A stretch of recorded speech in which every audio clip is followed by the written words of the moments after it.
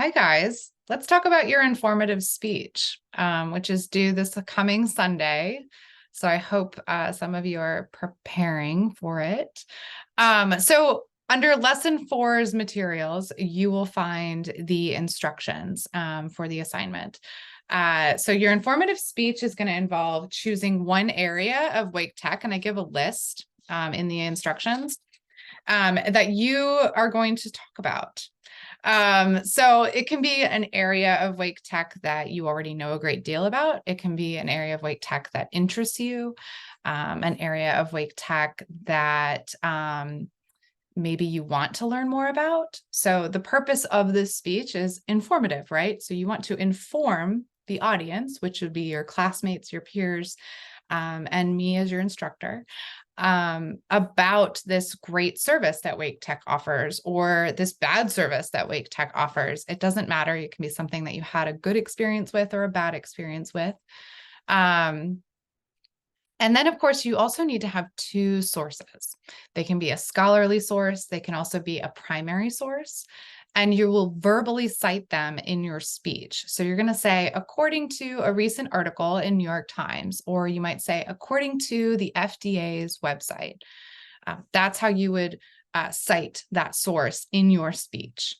In the instructions, there's also an outline, a speech outline. This is the format that I want you to follow when you submit your outline. So that includes an introduction that needs to have your thesis statement.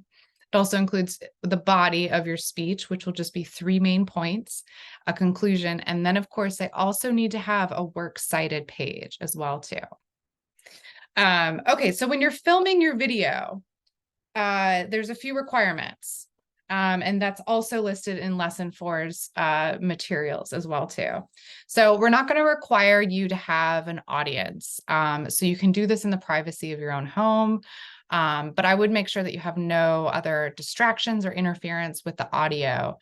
I also want to make sure that there's no video edits. So you can't splice certain clips of your speech and put it all together in one video, and no voiceovers. It needs to be one continuous video. So you might have to do it a couple times, but I wouldn't stress too much that if you lose your place that you have to re-record it the entire time. What I will be looking for, and what I think a great deal of public speaking is, it's about recovery. So if you lose your place, just take a deep breath, find your place again, and then continue. Pretend that it's an actual live audience. There are no do-overs.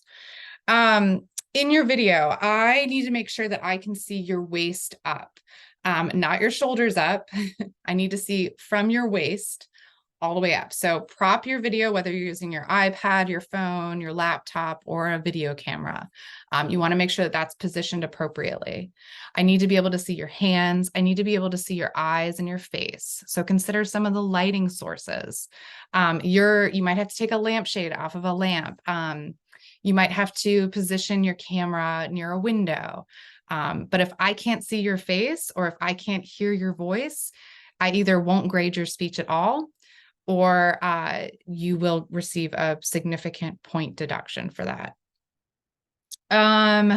What else?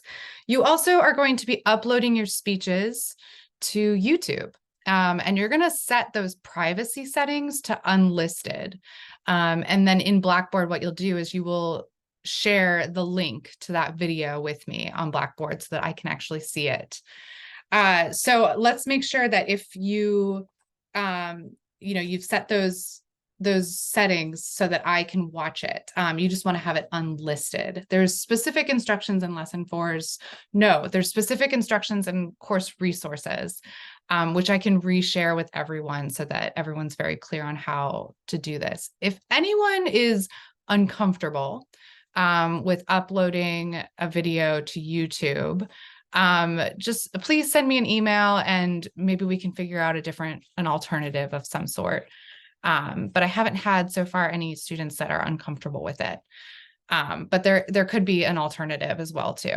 So, well, I think that's all for now, but if anyone has any questions, feel free to send me an email. I'm always here, and good luck.